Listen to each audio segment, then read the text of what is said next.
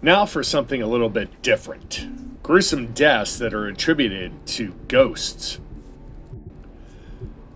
So, as you know, there's countless movies and television shows and all that stuff that depict ghosts in a rather criminal way, where deaths can be attributed to ghosts in that fictional setting. But what if there are actual accounts of ghosts terrorizing people and their deaths being attributed to these ghosts? Well, I'm going to give you 10 stories, and I'm going to let you judge for yourself, fact or fiction. So one of the best known stories out there is the story of the Hammersmith Ghost. In the early years of the 19th century, West London's Hammersmith district was full of rumors about a terrifying apparition that was haunting one of the area's graveyards. Local people reported seeing a figure in white sporting a glass eye and horns, and would emerge suddenly from the spooky shadows, wailing, moaning, and writhing before passerbys.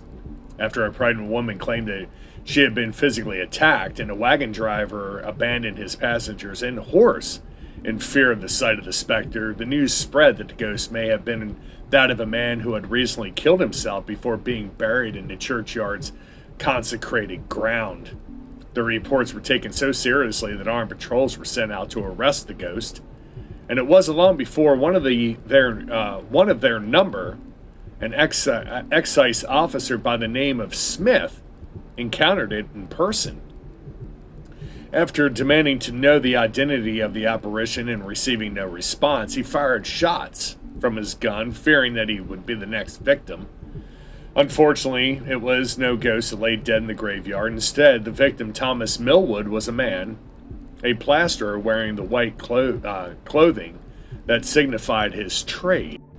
The murder trial that ensued was one of the most unusual in history, with Smith eventually being sentenced to death, along with this later commuted to hard labor thanks to a royal pardon. However, Thomas Millwood's spirit didn't rest easy. The day after he was killed, his body was brought to the Black Lion public house, and to this day it's believed that he still haunts the premises, whispering in patrons' ears, banging on walls, and making loud footsteps over the bar area. Thomas Millwood may have truly become the Hammersmith Ghost.